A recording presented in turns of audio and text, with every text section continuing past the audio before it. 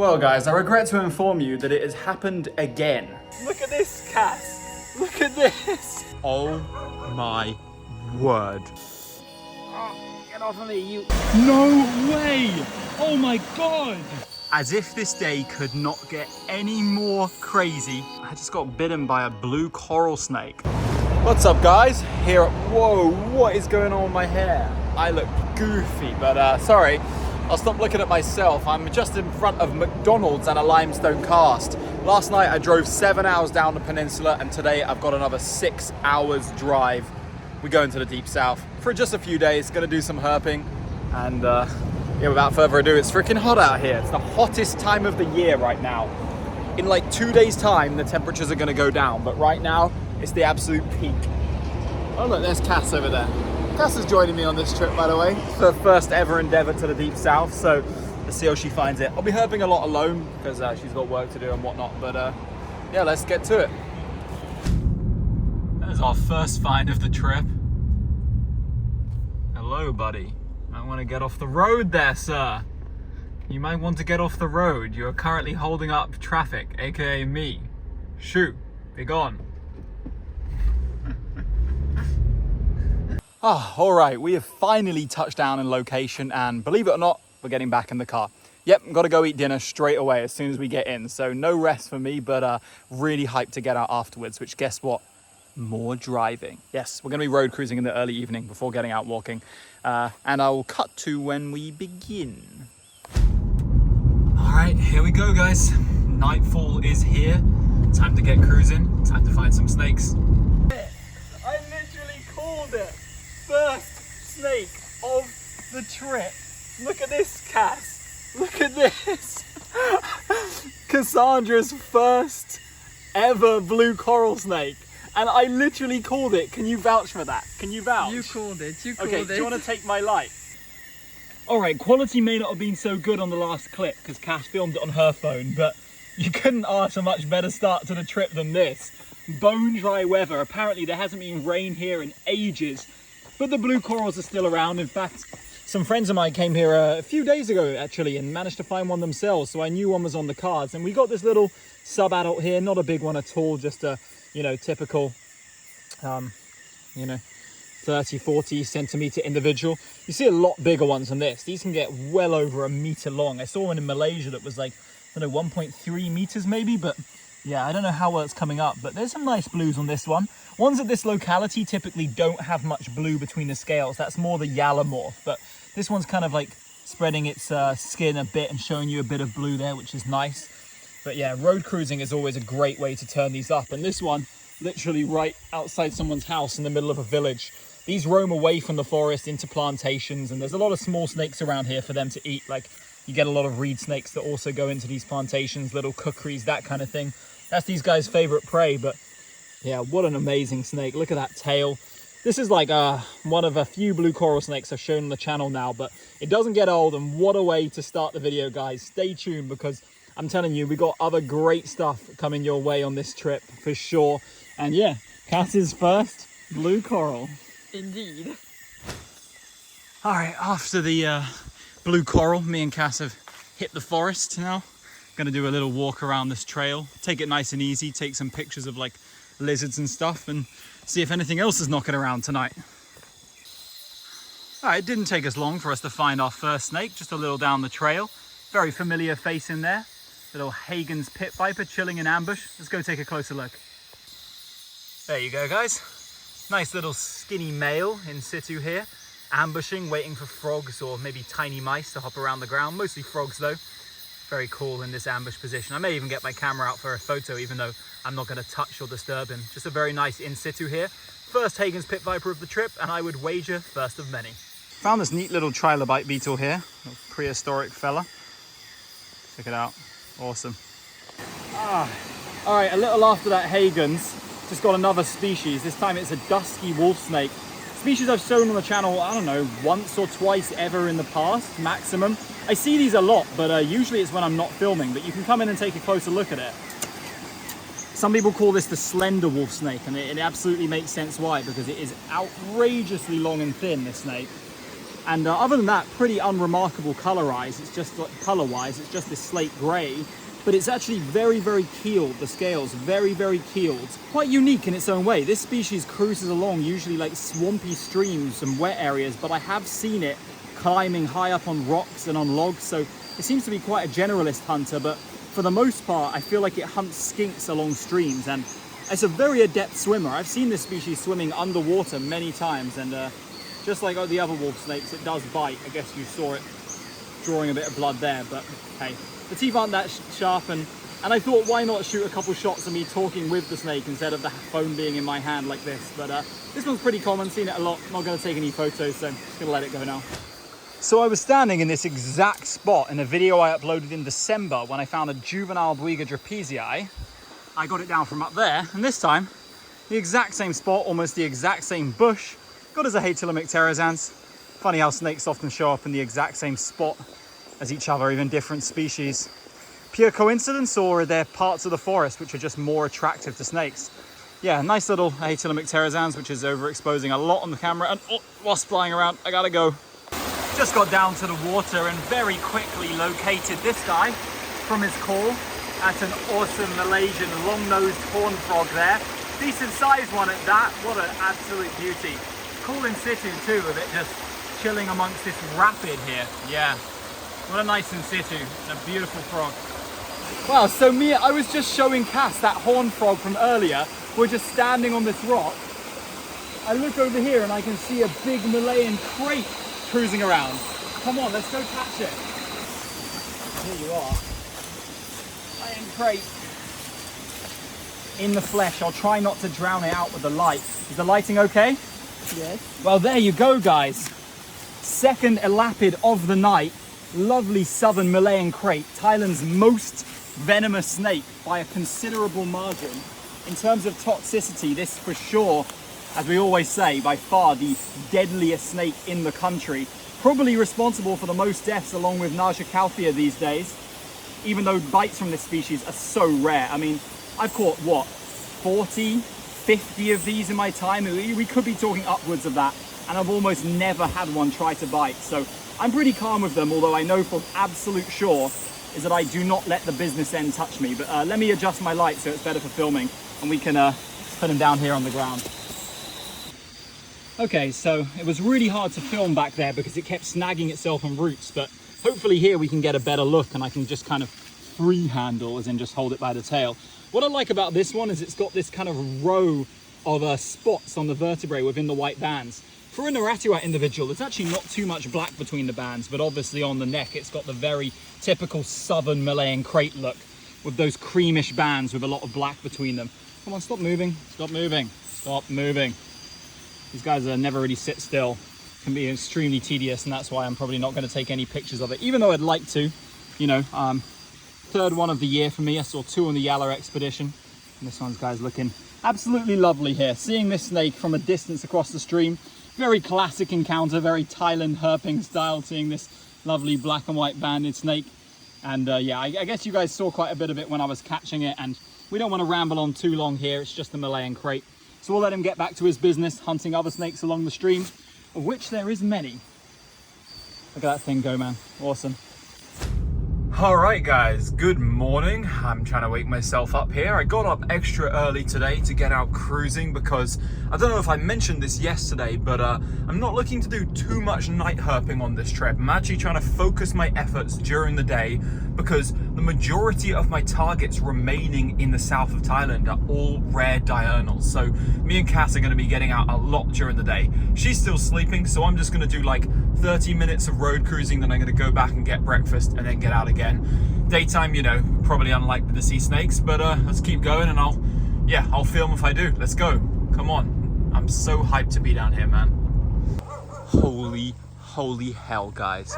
Oh my word. Oh my word. Look what I just cruised. 8:30 a.m. in the morning, and I just became the first herper to ever find this species in Thailand. It's been found once DOR, and a bird watcher took a picture of one, but this is Xenocrophis maculatus, the spotted keelback, and What is it doing just outside someone's house? Not even in the forest. I don't know, I guess there's some swampy streams around here, but I saw it on the road and I was like, okay, what's that? Long, slender keelback. It's gonna be, I was thinking it's just gonna be speckle-bellied keelback. I've seen a few of these this year. I get out, I see that gray neck and that orange body, and I'm like, no way, this is a dream come true. I was literally dreaming of finding one of these on this trip. I was thinking I was going to do tons of daytime herping, and this would have been one of the ultimate goals, but so unrealistic. Oh, all right, well, that's going to do it for that cruise.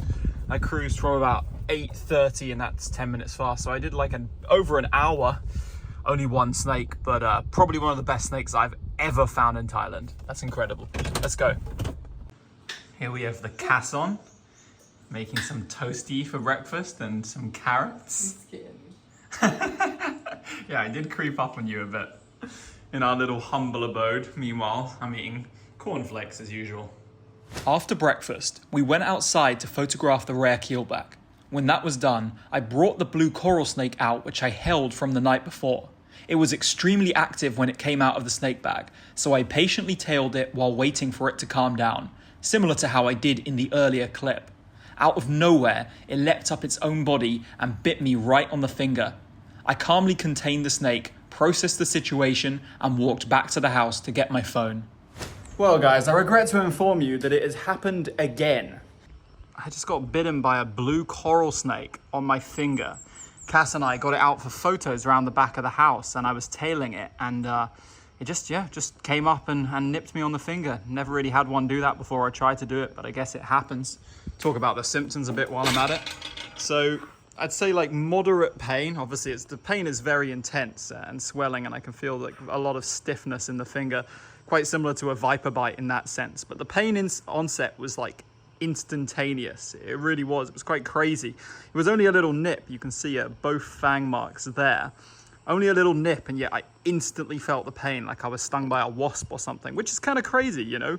Even when I got bitten by a pit viper, it took like a minute maybe before I started feeling any semblance of tingling in the area. This time it was pretty instantaneous. And the thing with blue coral snakes is there's no anti-venom for these, and not much known about the venom, so I'm kind of just keeping chill and watching things progress. This was about 20 minutes ago. I didn't have my phone on me, so I couldn't film at the start.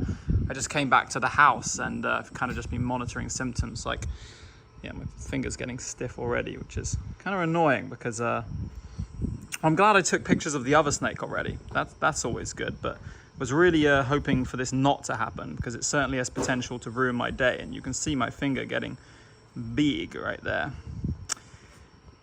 Well, again, last time I was bitten on this finger and this time this one. I'm glad it's my left hand. All right, little update. Not much has changed, honestly. Swelling has kind of just progressed to my knuckles-ish, a bit here. Pain is more or less the same, although I just feel pain in my lymph nodes, like in my... Yeah, that's about it. But here's another look. Not the most fun bite, but far from the worst. All right, so since we're going to be riding this one out at home, we picked up some painkillers from the hospital. They put a random bandage, kind of cleaned the wound. They insist on doing that. I don't really care about that, but yeah, guys, it's been a while now, and the pain and swelling has stopped increasing. If anything, I think the swelling is actually going down. So I think we're through the worst of it. We're out on the other side. Yeah, most of you probably have never heard of or spoken to or met someone who's been bitten by a blue coral. Not a common snake to get bitten by, but here I am, and I'm living and breathing. You know, these snakes have a really bad reputation, these coral snakes, but they all actually have pretty weak venoms, and I'm glad that I can prove that for you guys here. And if you look at the bite, you can see that it was like 2 fangs fully injected on both of them. There wasn't no dry bite. There wasn't no half bite like I had with the viper last year. And I'm feeling good because I was worried that I ruined my trip for a minute, and it won't be easy to take photos and stuff, but I will still be able to herp. So let's get back into the field and catch some more snakes. So while I'm driving, I figured we'll have a little reflection on it, just like we did with the last one, because in the moment, it's hard to film and talk properly about it, because for sure, when it first happened, my first thought was, I just got bitten by a blue coral snake. That's a venomous elapid, which has a deadly reputation, right? And it took me a minute to process and remember that I know people who've been bitten by this, and all of them had very, very mild symptoms.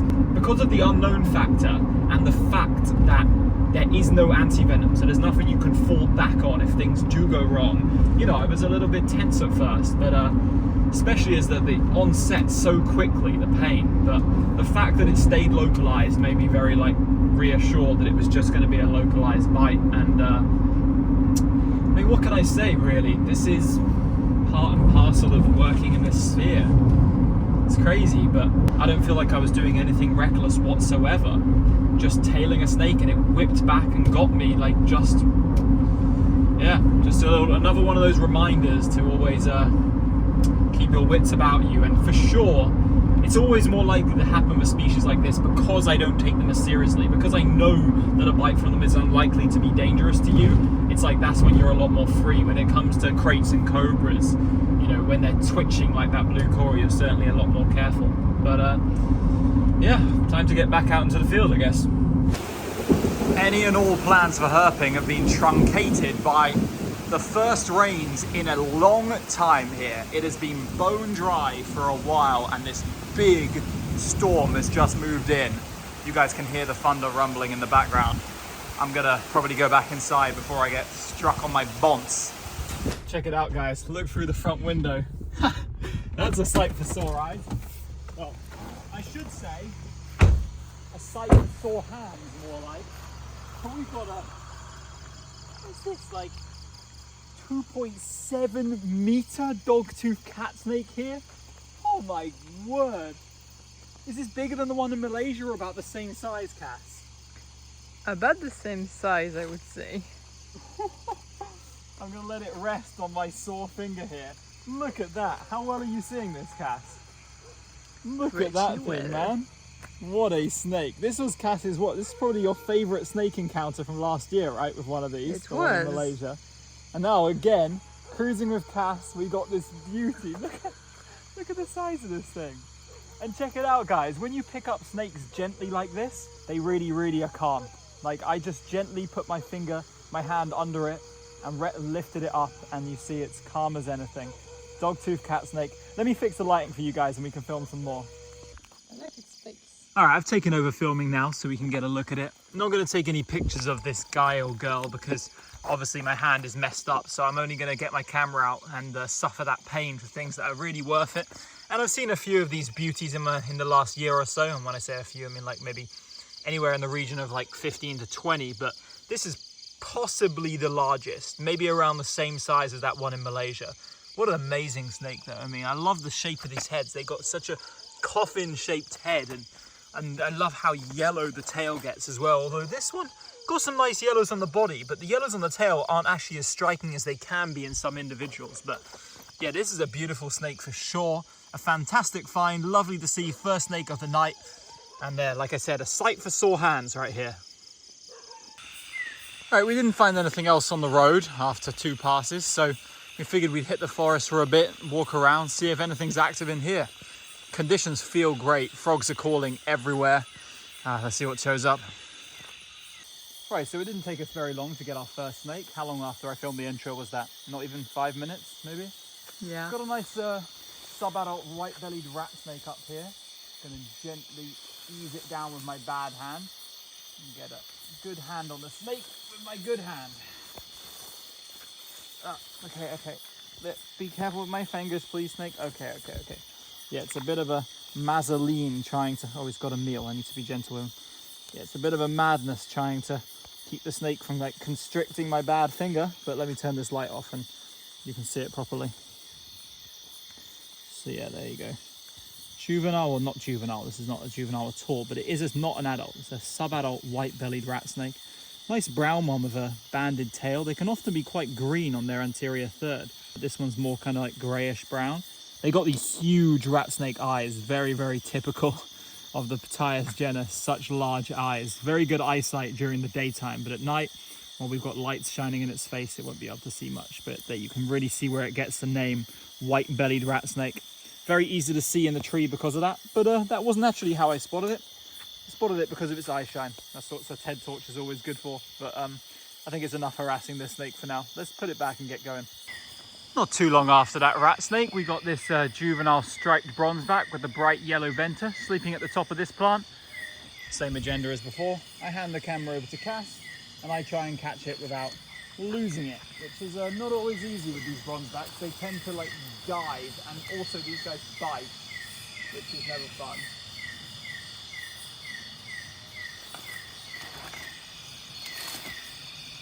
There we go. Did I tell you both of my premonitions came true? Oh, get off of me, you horrible beast. There we go, there we go. I always have to hold this species by the neck. One of the bitiest species, without a doubt, in the whole of Thailand. But it is quite pretty. Have you seen this one before, Cass? I don't think so. Yeah, I think it's a new one to you. What do you think? I think it's very yellow. Yellow? It's very yellow. What do you think of the tail? Pretty. Pretty. What do you think of its attitude and the fact that it's drawing blood from me? Is it? Yeah, even one this size. This species has the biggest teeth. I know I always say it, my viewers are probably bored, but this species has the biggest teeth of any snake comparative to its size. And they hurt, man. Any of these bronzebacks, at least. But It's got an attitude. did you guys see that both my premonitions came true, though? It dove and it bites. Beautiful little striped bronzeback. All right, there's my next snake of the night. And it is our second Malayan krait of the trip. Second Malayan krait in 2 nights, guys. Check it out. Wait a second. Don't those spots look a bit familiar on the dorsum? I swear that's the same one from yesterday, guys. Sorry, I only have one hand, so I'm gonna have to just try to hook this baby here. It's hard to believe, but I actually think this is. If so, yeah, I'm just gonna let this guy cruise off. Another snake for the night, kind of crazy that. I'll cross-reference it with photos, but yeah, not even close to where I got it yesterday. It was like, I don't know, at least like 100 meters plus, but I guess they can move. No way! Oh my God! That's my second lifer of the trip, guys. Oh my, that's my second life. Oh my God. Guys, that is a smooth slug snake, the rarest Karyatidae in Thailand, and the second lifer of the day. No way! Let's go, baby! Guys, this is the smooth slug snake, Aspenodipsis laevis. As I was saying, the rarest slug snake in Thailand, possibly in like Thailand, Malaysia, I don't know. It is incredibly rare. This is a provincial record. This has only been recorded in Yala province in the past, and this has been a huge target of mine on every trip to the deep south for a long, long, long time. It's not the prettiest snake in the world, especially this individual. Some can have a nicer striped pattern, like an orange stripe on the vertebral ridge, but this one's just got very, very strong barring. And, you know, I can't believe it. It was just crawling up a rock by this waterfall. Wow. Wow, wow, wow. Look, in other news, the swelling and pain from my coral bite has gone down massively, which is amazing news. And yeah, as if that wasn't good enough, I get another white whale of mine. Oh my word, let's go, baby. All right, here's my third snake since I left Cass.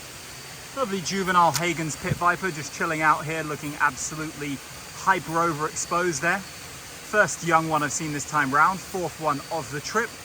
Very nice, leaving him in situ, of course. I'm heading back home now because I want to be back by 11:30 because I want to get up early tomorrow, but maybe we can snag one more snake on the way back. No way. As if this day could not get any more crazy. Wirrus has appeared. Okay. It's not worth getting too hyped about this. I think we've seen enough of these on the channel by now that we don't treat them like a showstopper, but there you go, man. That's a, why am I so foggy? Hold on a sec, guys. Okay, now we're working with some better quality, and you can see the beautiful definition on this young adult or upper end sub-adult male Wirrets pit viper. It's funny, I was just thinking about how the weather is absolutely perfect for Wirrets, and I'm surprised I haven't seen one already because you know, I see them all the bloody time here. But there it is, stunning in situ. It was actually just moving around when I spotted it. I've moved a few of the plants so you can see it. I just saw its little tail cruising along here, but yeah, look at that baby, man.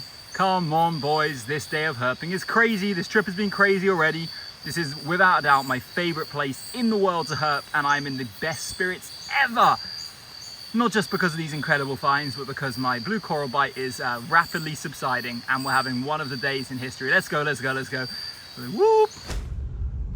In the words of Harvey Price, what a day. Man, that was crazy. And this will also be the second to final update with the blue coral bite, I suppose. And it's all good news. Pain has gone down massively and I can see that the swelling is beginning to reduce. So after about 12 hours, yeah, things are really on the up. And I'll give you guys one final update tomorrow. But for now, good night. Hey guys, I thought I'd just wrap up this video by talking a little bit more about the general experience and getting a few key points across. Let's start out first and foremost with the fact that bite reactions can massively vary, okay? Despite the fact that my reaction was very consistent from all other cases that we know of in recent history, there has been a confirmed recorded death of a child from this species, and the venom, like all venomous animals, has the potential to draw seriously adverse reactions in humans. So I shouldn't need to say this, but please don't go around picking these up just because you know they aren't deadly. It was a very, very unpleasant experience all round, okay? However, I will go out and say that it was quite brave of me to share this because very many people, more than you could possibly think, key figures, very big public figures in the herping community do not share their bites when they happen. It is unfortunately part of working with snakes on a day-to-day basis, and a lot of people hide it to save face because realistically it is embarrassing and unprofessional. You know, I'm supposed to be a professional snake handler and I'm getting bitten. You know, it's not a good look, is it? But I did go out on a limb to share this because I thought it's valuable to share a bit of information against the tirade of urban legends and just general misinformation about this species killing you in minutes and leading to a gruesome, horrible death. I'll put a few articles and clips on screen for you to see what I mean. But yeah, here I am 24 hours later, more now, and I'm completely fine. No pain in my hand anymore. I can just about close my hand. Swelling going down, and for sure, this is not going to make me want to go and pick up the blue coral snake more and start dangling it around my neck. This is going to make me way more cautious. But yeah, I know this was probably a crazy video and not what a lot of you expected. You probably expected to come on here, see the full snake bite experience, nothing else. No, I didn't stop herping, so there was a lot of snakes sprinkled in with updates here and there. So I hope you enjoyed, guys. This is probably my longest video ever, so I'm going to